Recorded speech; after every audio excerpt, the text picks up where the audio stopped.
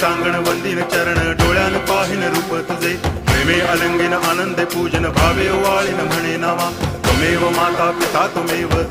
बंधुश्च सखा त्वमेव विद्या करुणं त्वमेव सर्वं मम देव कायेन वाचा मनसेन्द्रियैर्वा बुद्ध्यात्मना वा प्रकृति स्वभावात् करोमि यद्यत् सकलं परस्मै नारायणायति समर्पयामि अच्युतं केशवं रामनारायणं कृष्णदामोदरं वासुदेवं हरि गिरिधरं माधवं गोपिकावल्लभं जानकीनायकं रामचन्द्रं भजे हरे राम राम